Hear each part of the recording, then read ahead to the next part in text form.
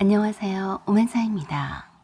저는 결혼한 지 얼마 안 된 새댁입니다. 아직 아이는 없고요. 남편과 저는 공무원이에요. 지금 사는 신혼집도 22평의 고형 아파트를 전세로 들어와서 살고 있고, 이건 모두 다 대부분이 전세로 대출을 받아서 장만한 거예요. 양쪽 부모님의 도움은 하나도 받지 않고 시작했습니다. 남편은 위로 형이 한 명 있어요. 물론 결혼은 했고 애들도 둘이나 있어요. 지금 현재 국내에 있지 않고 미국에서 자리 잡고 살고 있어요. 미국 유학을 가서 거기서 눌러 앉게 된 거죠. 시부모님의 아주버니의 사랑은 남다르다고 익히 들었어요. 어렸을 때부터 천재 소리를 들으며 시부모님의 기대와 찬사 속에서 자랐다고 했어요. 개구쟁이고 천방지축이었던 남편과는 다르게 아주버니는 아주 차분하고 새님처럼 책과 공부밖엔 아무것도 할 줄도 몰랐다고 했어요. 그래서 그런지 아주버니의 말이 곧 법인 양 떠받들었다고 했어요. 남편의 형이 하는 말이면 무조건 옳고 맞다라고 생각을 하셨던 시부모님이 아주버니에게 모든 걸 올인하셨다고 했어요. 그리 넉넉지 않은 살림이면서도 미국 유학 자금을 꾸준히 대주셨고 여기저기에 친척들한테까지 빚까지 내가며 미국에서 공부하고 있는 아주버니에게 힘든 티도 못 내게 했다고 하더라고요. 그러면서도 아주버니가 유학 중에 만난 형님과 결혼할 때에는 아버님이 갖고 계셨던 부동산을 모두 팔아서 미국의 집도 사주셨고 생활비도 일부 보태셨다고 했어요. 행여나 형님한테 생활비가 부족해서 기죽을까봐 그러셨다고 하더라고요. 형님은 대형 교회의 목사의 딸이었어요. 그런 탓에 생전에 교회에 담을 쌓고 사시던 분들이 아주버니 뜻에 따라서 교회 다니기 시작하셨대요. 남편에게도 교회 다니라고 강요를 하셨지만 남편은 자유의 영혼이라서 끝까지 마다한 탓에 시부모님의 눈밖에 났다고 하더라고요. 그런데 정말 웃긴 게 아주버니가 교회를 다니라고 하니까 교회 다니시긴 해도 제사는 아주버니 몰래 지내고 계셨어요. 아주버니와 형님은 결혼식을 하기 위해서 국내 들어온 이후로는 단 한 번도 시부모님을 찾으러 온 적이 없었대요. 그저 시부모님의 생신이나 명절 때만 영상통화를 하는 것으로 퉁쳤다고 하더라고요. 시부모님이 아주버니 말이라면 파트로 매주를 쏜다고 해도 곧이곧대로 알아들으셨으니 큰며느리 형님한테도 쩔쩔매며 엄청 잘하셨어요. 이건 뭐 며느리가 아니라 상전을 모시고 사시는 듯 하셨어요. 매번 전화통화를 하실 때마다 그러셨어요. 아이고 고맙다. 바쁠 텐데 전화도 다 주고 애를 키우고 사느라 고생이 많지? 라고 아주 감격해서 어쩔 줄 몰라 하는 모양새였어요. 어쩌다 형님이 혼자서 형님 애들을 데리고 국내에 왔어도 시부모님이 그렇게도 손자를 보고 싶어 환장하신데도 이런저런 핑계를 대고 시부모님을 뵈러 오지도 않고 휑하니 미국으로 떠났어도 별로 서운해하지도 않으시더라고요. 시부모님에게는 며느리가 아니라 귀한 아들인 이쁜 자식과 함께 사는 분이었으니 오야 하며 그러려니 하고 무조건 이해를 하고 넘어가셨어요. 그런 탓에 손자를 보고 싶어 환장하셨으면서도 직접 한 번도 본 적이 없다는 게 말이 되나요? 그냥 커가는 모습을 사진이나 영상만 보내줘도 고맙고 황송해서 어쩔 줄을 몰라 하셨는데 말 다 한 거죠. 그렇게 아주버니와 형님에게 무한 배려를 하시던 분이 왜 유독 남편과 저에게는 대접을 받으시려고 하는지 세상 알다가도 모를 일이었어요. 남편이 학교에 다닐 때에도 과외를 시켜달라고 했을 때에도 시어머니가 그러셨대요. 그거 과외비가 한두 푼이 아닌데 꼭 해야 되겠니? 네 형한테 돈 보내는 것도 힘들어 죽겠는데 말이다. 남편도 공부도 못하는 편도 아니었는데 천재 소리를 듣는 형에 비하면 세 발의 피라고 생각하셨대요. 한마디로 순한 새님 같은 아주버니에 비해서 어디로 튈지도 모르는 남편은 미운 자식이었다고 하더라고요. 항상 이쁜 자식이었던 아주버니가 우선순위여서 남편은 늘상 밀리기에 바빴다고 했어요. 그래서 결혼식을 올릴 때도 결혼식 비용 외에는 한 푼도 지원을 받지 못했어요. 그래도 남편은 불만을 갖지는 않았어요. 늘상 보고 자라온 시부모님의 이쁜 자식에 대한 사랑을 인력으로는 어찌할 수 없는 거라고 몸소 체험했기 때문이었죠. 그냥 독립해서 따로 나와서 그대로 살면 되는 줄 알았대요. 그런 남편도 처음으로 화가 난 사건이 생겼어요. 앞에서 언급을 했듯이 교회를 다니시면서도 제사는 따로 지내고 있었어요. 제가 결혼을 하자마자 제사를 지내자며 저를 부르셨어요. 미리 그날 휴일을 빼서 시댁으로 일찍 오라고 한 달 전부터 노래를 부르셨어요. 시어머니의 말씀대로 그날 연차를 쓰고 일찍 찾아갔더니 시장에서 장 보는 것부터 해서 음식을 하는 법까지 다 제 손으로 하라고 가르치셨어요. 앞으로는 네가 제사를 다 할 생각을 해라. 내가 나이가 들어서 힘들어서 더는 못하겠으니까 내가 가르쳐준 대로 잊지 말고 내년부터는 네가 나서서 해라. 아니, 힘이 들면 안 하면 되는 것이지 왜 꾸역꾸역 제사를 지내냐고요. 미국에 사는 형님한테는 교회를 착실히 잘 다닌다면서 제사 같은 거 안 지낸다고 하면서 왜 제사를 아주버니 맨날 지내는지 이해가 가지 않았어요. 그래서 제가 여쭸어요. 어머니, 제사를 안 지내면 되잖아요. 교회를 다니시는데 안 그래요? 그러자 버럭 화를 내시면서 그러셨어요. 미쳤냐? 상놈의 집구석이나 제사를 안 지내지. 그런 말도 안 되는 소리는 하들들 마라.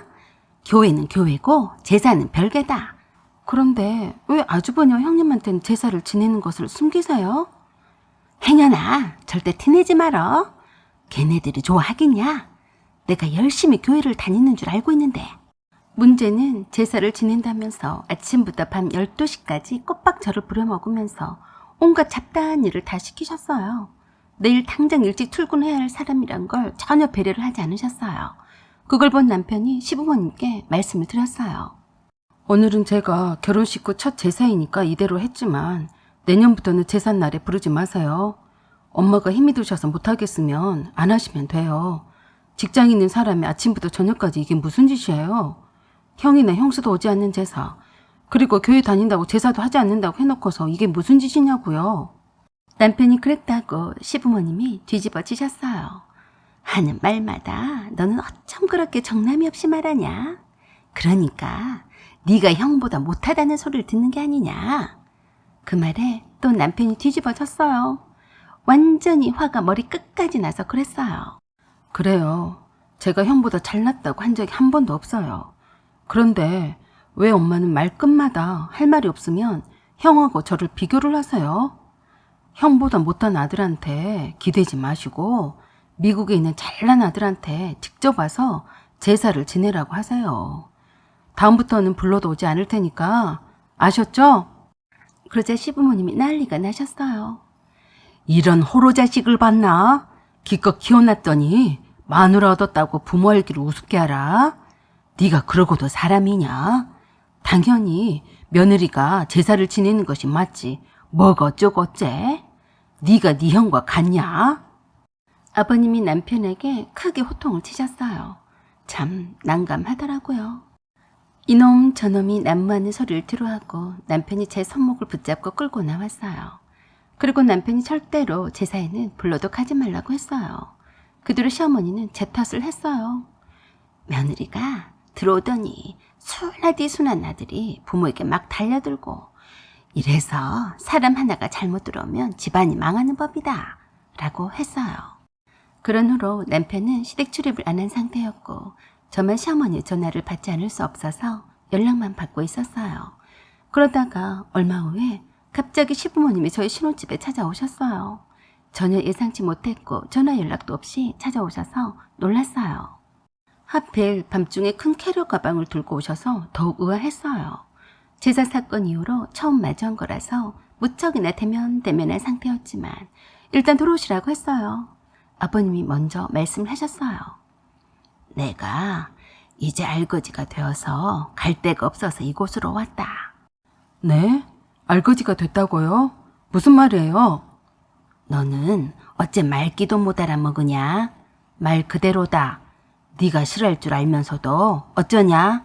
오죽하면 여기로 왔겠냐? 그러니까 오늘부터 여기서 살 테니까 니들이 싫든 좋든 어쩔 수 없다. 방 하나는 치워놔라. 갑자기 벼락 맞은 느낌이었어요. 미치고 환장에 자빠지지 않은 것만 해도 다행이었어요. 남편이 이유를 물었더니 그러셨어요. 네가 알면 뭐하냐? 그동안 내가 하던 일이 잘 안 되어서 빚을 좀 졌는데 그걸 갚으려고 집을 팔았다. 그래서 남편이 그랬어요. 뭐요? 마지막으로 집 하나 있는데 팔았다고요? 솔직히 말해보세요. 또 형한테 돈을 주다가 빚진 거 아니에요? 그러자 시어머니가 또 난리셨어요. 네 형이 쓸데없는데 돈 쓸 사람이냐? 다 지가 필요하니까 그런 거 아니냐?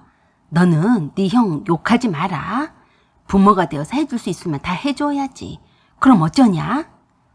와, 정말이지 대단한 시부모님의 장남 사랑이었어요. 자기가 살던 집까지 처분을 해서 돈을 해다가 바치다니 어이가 없었어요.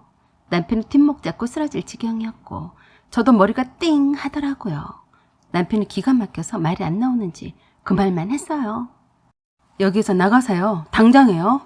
우리 신혼집에 어머니 아버지가 10원짜리 하나라도 빚을 내서라도 보탰으면 말을 안 해요. 그러자 또 호로자식이라며 욕하시기만 하고 버티고 나가지 않으셨어요. 열불 난 김에 남편이 미국에 산 아주버니한테 전화해서 욕을 한 바가지로 퍼부었어요. 야, 이 쌍놈의 새끼야. 집 다 거덜내서 공부시키고 결혼을 시켰으면 미안해서라도 네 부모한테 용돈이라도 보낼 생각은 하지 않고 또 삥 뜯어갔냐? 이 거지 같은 새끼. 당장에 와서 그 돈 토해내지 않으면 형수네 교회 가서 내가 다 까발려버릴 테니까 알아서 해. 갑자기 남편이 있는 역 없는 역을 다 가져다가 토해내는 바람에 미국에 있던 형님이 저에게 전화를 했어요. 아니 동서, 이게 무슨 경 없는 짓인가? 그래서 제가 말했어요. 형님, 경 없는 짓은 형님과 아주버니가 하셨네요. 어떻게 시부모를 상 거지로 만들어서 핏바람 먹어서 호의호식하고 등 따시니까 좋아요. 천벌받아요. 뭐야? 형님은 그렇게도 천벌을 받을 짓을 해놓고도 뭐 하나님한테 죄사함을 받으면 그만이다 이건가요? 퍽이나 목사 아버지 둔덕을 보시네요. 그렇게 가르치던가요? 당장에 어머님 아버님이 보내드린 돈을 돌려주지 않으면 형수네 교회 가서 다 휘저버릴 테니까 알아서 해. 하늘같이 떠받드는 그나들에게 남편 욕짓거리를 한 대박 퍼부면서 난리를 치자 아버님이 남편에게 건방지다며 손찌검까지 하셨어요. 그래서 더욱더 화가 난 남편이 보란듯이 형님네 교회 담임 목사에게 전화를 했어요.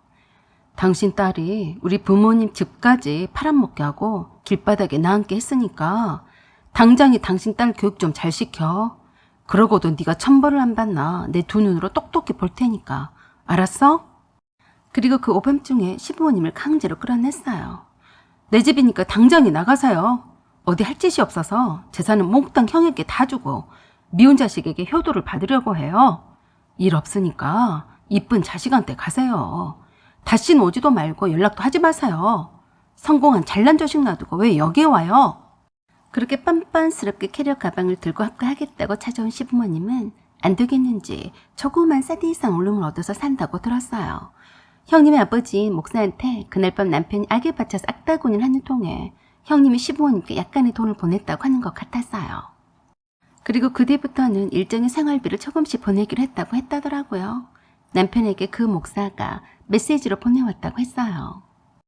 그래도 꼴의 목사라고 주위에 욕은 먹기 싫어서인지 아니면 조금이라도 양심이라도 있어서인지 아니면 천벌을 받기 싫어서인지 아니면 진짜로 지옥을 가기가 싫어서인지 조금은 반응을 해서 딸보다는 낫다고 생각했어요.